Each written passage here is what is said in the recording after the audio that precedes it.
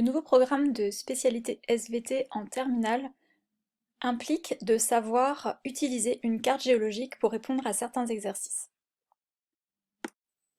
Ce n'est pas un exercice facile et lorsque vous vous trouvez devant une carte, vous êtes souvent désemparé. Vous avez l'impression qu'il faut avoir fait une thèse de géologie pour pouvoir répondre et en fait, il faut se rassurer. Les compétences qui sont attendues sont plutôt de l'ordre de retrouver où est Charlie, puisque vous allez chercher des indices que vous connaissez à l'aide d'un outil qui comporte toutes les réponses. Ces réponses, elles se trouvent dans la légende de la carte géologique.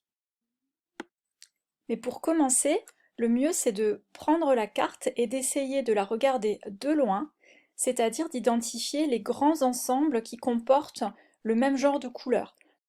Pour l'instant, on n'interprète pas, c'est vraiment une vue de loin.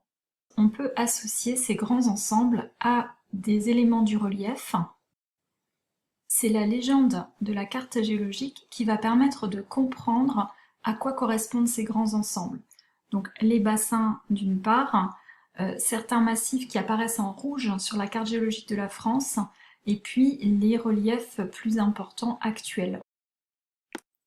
Donc l'étape suivante, c'est d'aller regarder la légende de la carte. Elle peut être un petit peu effrayante, donc on va essayer de voir comment elle se compose. La légende de la carte géologique de la France au millionième ressemble à ceci, donc c'est riche en informations et du coup on peut s'y perdre, on peut ne pas savoir où regarder, donc là on va décomposer les différentes parties. Donc dans la partie haute, on va trouver des éléments indiqués comme stratigraphie, sédimentaire et volcanisme, donc ça va concerner des dépôts qui se sont faits selon les principes que vous connaissez de datation relative. Et vous avez à droite ce qui concerne la radiochronologie, c'est-à-dire tout ce qui concerne la datation absolue, avec même une indication concernant les orogénèses. Donc la partie gauche, on va surtout en général s'intéresser à ce qui est sédimentaire, et là on va repérer des couleurs. Donc les couleurs sont également associées à des noms de code comme J3, J2 pour le Jurassique, etc. Ces noms de code, on les retrouve sur la carte. L'échelle stratigraphique a été calée en âge absolu grâce à la radiochronologie. Donc vous allez pouvoir associer en plus ces dépôts sédimentaires, ces roches sédimentaires, à des âges en millions d'années.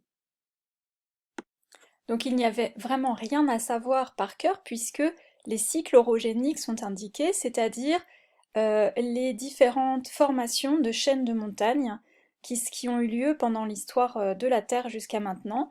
Les deux principales orogénèses que vous allez étudier sont l'orogénèse alpine, donc qui a donné la chaîne des Alpes franco-italiennes que vous connaissez, mais qui est aussi représentée par exemple dans la chaîne himalayenne, et puis l'orogénèse plus ancienne également bien représentée en France, c'est l'orogénèse hercynienne. Vous verrez que ce ne sont pas les mêmes terrains qui sont majoritairement à l'affleurement pour les deux orogénèses, puisque pour l'orogénèse alpine, on a justement encore pas mal de roches sédimentaires à l'affleurement, alors que pour l'orogénèse hercynienne, on a eu beaucoup d'érosion et on met à jour des roches qui se sont formées ou transformées profondément.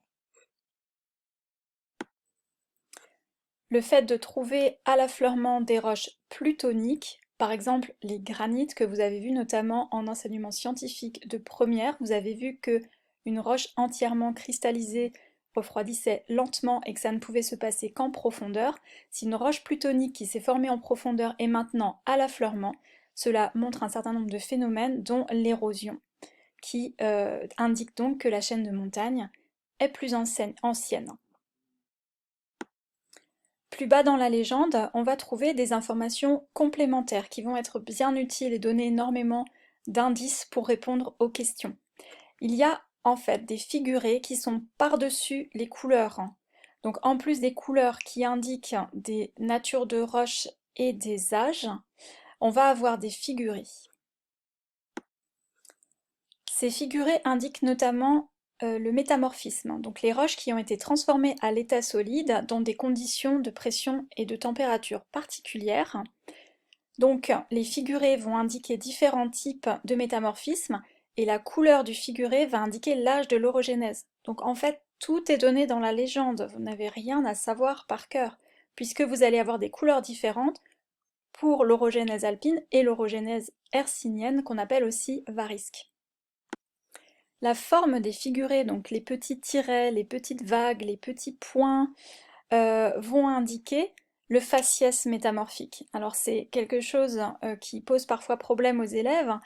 Les faciès métamorphiques font référence à des associations minéralogiques qui témoignent de conditions de pression et de température particulières et qui permettent de reconstituer une histoire. Toujours dans cette partie plus basse de la légende de la carte géologique de la France au millionième, on va trouver des indications concernant les roches magmatiques. Donc les roches magmatiques ne peuvent pas être considérées comme les roches sédimentaires en termes de datation relative.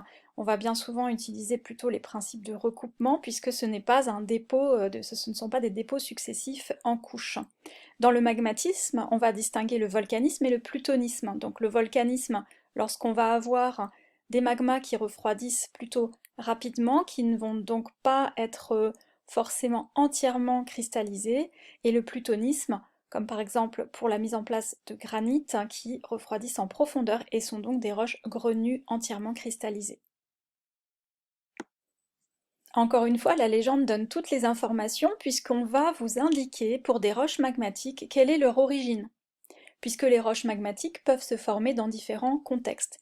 L'un des contextes, c'est l'accrétion océanique, c'est ce qui se passe à l'axe des dorsales. Donc lorsque vous allez retrouver des ophiolites qui sont composés de gabbro, de basalte, de péridotite, ce sont en fait des traces de domaines océaniques qui se sont retrouvés coincés sur les continents par différents mécanismes que vous étudierez en cours. Encore une fois, on vous donne une autre indication, c'est qu'on vous donne l'âge de l'orogénèse en question. Donc le numéro 1 ou 2 vous indique s'il s'agit d'une orogénèse alpine ou varisque, c'est-à-dire hercynienne. On peut aussi former des roches magmatiques en contexte de collision, donc en contexte de convergence où on a des masses continentales qui entrent en collision. À ce moment-là, on va avoir des roches alors, celles qui nous intéresseront le plus souvent, ce sont des roches plutoniques, et en particulier ce qu'on appelle les granitoïdes, donc grande famille, on va dire, des granites.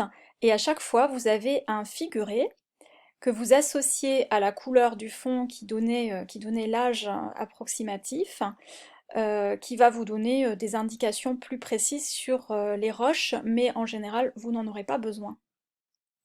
La dernière partie de la légende qui nous intéresse, c'est celle qui concerne les éléments structuraux, donc les accidents et les failles en particulier. Donc vous connaissez différents types de failles, les failles normales et les failles inverses, ou qu'on peut aussi appeler chevauchement. Souvent on va parler de chevauchement quand on va parler de grands ensembles de terrains qui viennent en recouvrir d'autres, avec pas mal de discordances en termes d'âge. Quand on parle de chevauchement, c'est souvent à l'occasion de ce qu'on appelle les charriages ou les nappes de charriage. Donc ce sont des mots que vous allez souvent utilisés dans le même contexte.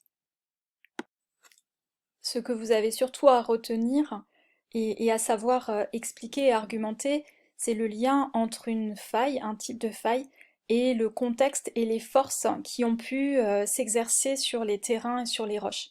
Donc les failles normales, ce sont celles que vous avez vues en contexte de divergence, donc lors de la création d'un rift ou à l'axe d'une dorsale.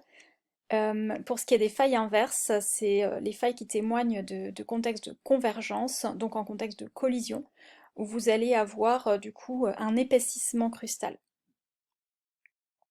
La faille normale indiquant plutôt un amincissement lithosphérique. Alors quelque chose qui ne figure pas sur la légende de la carte, mais qui fait partie des connaissances que vous avez pu acquérir dans le chapitre sur la datation relative, c'est le repérage de plis. Les plis sont aussi des marqueurs de la convergence, puisqu'il faut des forces, enfin de la compression en fait pour former des plis à partir de terrains sédimentaires. Si l'on applique le principe de superposition au niveau de terrains sédimentaires, on sait que le terrain le plus ancien va être en dessous et le plus récent au-dessus. Si c'est plissé puis érodé, voilà comment ça va se présenter sur une carte. Donc on va avoir Si l'on a un pli comme ceci qu'on appelle un anticlinal, même si le terme n'est pas vraiment exigé de votre part, on va retrouver en fait les roches les plus anciennes qui vont se trouver au centre et de part et d'autre les roches les plus récentes. C'est l'inverse, hein, si on a un synclinal, donc un pli dans l'autre sens, on va avoir les roches les plus récentes qui vont se trouver dans la partie centrale. Donc sur les cartes, vous voyez bien souvent ce genre de figure qui vous indique du coup des plissements, donc de la convergence et qui peuvent être tout à fait cohérents avec un contexte de collision. Si l'on revient à la carte géologique de la France au millionième, après étude de la légende, on peut donc identifier que le massif armoricain, le massif central, une partie des Vosges et une partie de la Corse sont liés à l'orogénèse hercynienne. Les reliefs plus élevés, comme les Alpes et une partie de la Corse à l'est, sont eux liés à l'orogénèse alpine.